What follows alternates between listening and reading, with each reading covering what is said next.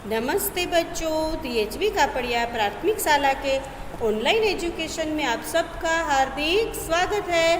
Good morning बच्चों, हम सीख रहे हैं इकाई 1 यातायात।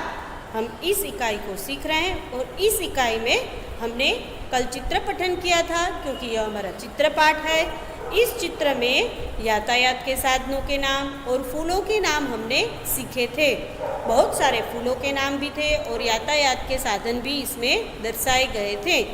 तो मैंने कल आपको होमवर्क में घर से लिखने के लिए गुजराती और हिंदी में यातायात के साधन और फूलों के नाम लिखने के लिए दिए थे, जो आपने लिखे होंगे क्योंकि मैंने इससे पहले भी आपको यह दिया है, तो ये आपने लिख लिए होंगे।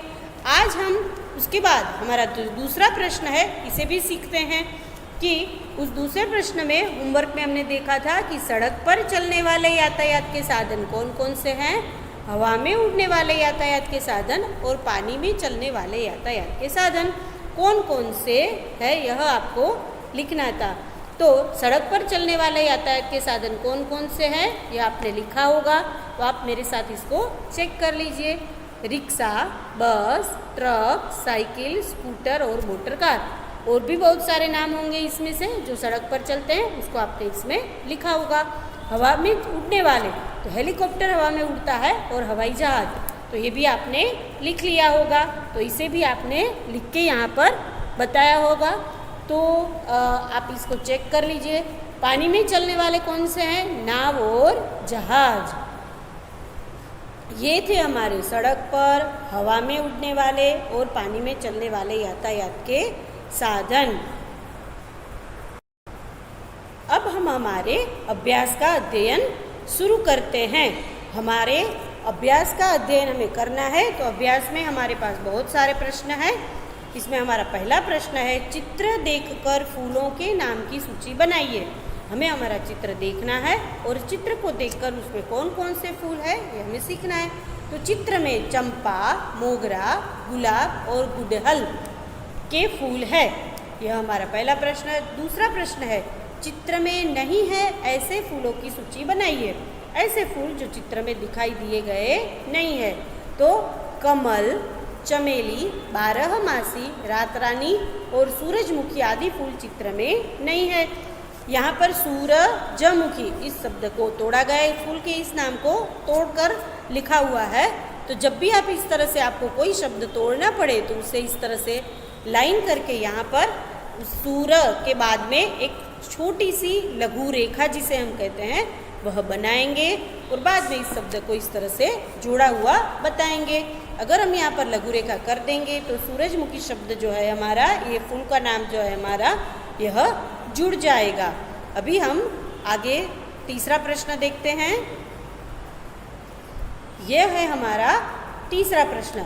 तीसरे प्रश्न के अंदर देखिए क्या है, चित्र देखकर यातायात के साधनों की सूची बनाइए। साधनों की सूची बनानी है और वो भी यातायात के। तो जो चित्र में यातायात के साधन है उनके ही नाम हमें लिखने हैं। जैसे कि चित्र में यातायात के ये साधन है कौन कौन से, तो बोले scooter, cycle, motor car, rickshaw, बस। यहाँ पर बस 2 बार लिखा गया है, तो इसे एक बार को हम काट देते हैं। आप भी मत लिखिएगा। उसके बाद है नाव, जहाज, हेलीकॉप्टर, हवाई जहाज और रेल। तो ये सब यातायात के साधन है, यह हमारे चित्र में दिखाई देते हैं। अभी चौथा प्रश्न है, उन यातायात के साधनों के नाम बताइए जो चित्र में नहीं है। ऐसे यातायात के साधन जो हमारे चित्र में बताए गए नहीं है। तो हमारे चित्र में तांगा, बैलगाड़ी, ऊंट गाड़ी जो आदि यातायात के साधन है वह दिखाई दिए गए नहीं है। यातायात यह शब्द यहाँ पर फिर से तोड़ा हुआ है, तो इस तरह से आप लघु रेखा करके इसे जोड़ दें। अगर आपको जोड़ने की ज़रूरत अगर होती है, आप लिखते समय अगर आपकी लाइन ख़त्म हो जाती है तो ऐसे आप कर सकते हो।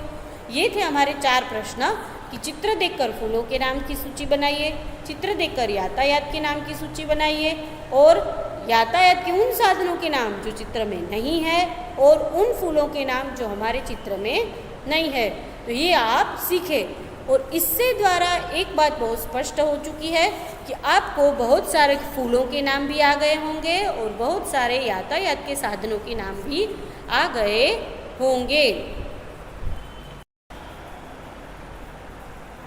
हमारा छठा प्रश्न है, नीचे दिए गए चित्र देखकर प्रश्नों के उत्तर दीजिए। यहाँ पर दो चित्र हमारे पास है और यह दो चित्र है, यह टिकट है। आप देख सकते हैं यह GSRTC लिखा हुआ है, यानी कि ये बस का टिकट है और यह जो है यह रेल का टिकट है। ये दो टिकट हमारे सामने प्रदर्शित किए गए हैं और इन टिकट को देखकर हमें टिकट के बारे में कुछ प्रश्न है हमारे अभ्यास के अंदर, जो आपके पाठ्य पुस्तक में पेज नंबर 4 पे लिखे हुए हैं, तो उसे हम देखेंगे।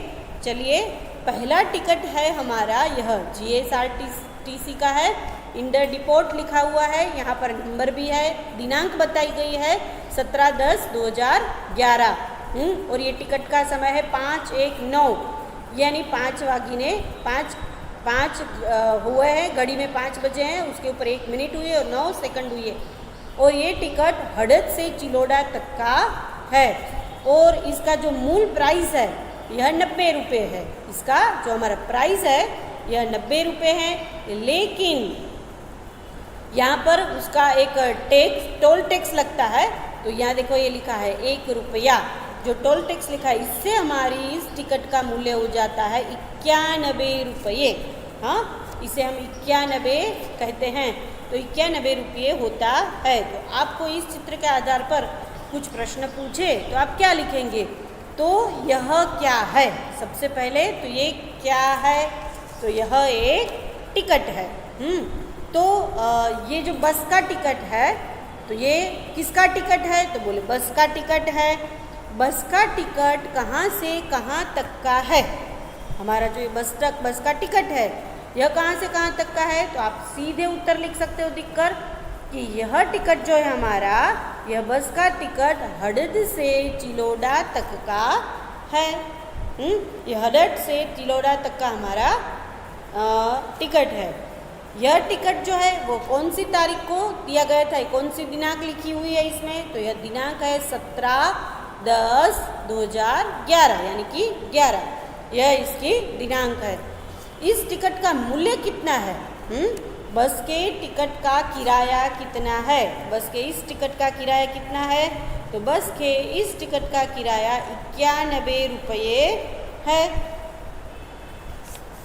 तो ये हमने बस के टिकट के बारे में सीखा है। अब हम देखेंगे हमारा यह देखिए, मुंबई सेंट्रल अहमदाबाद जंक्शन, ये हमारा रेल का टिकट है। किसका टिकट है?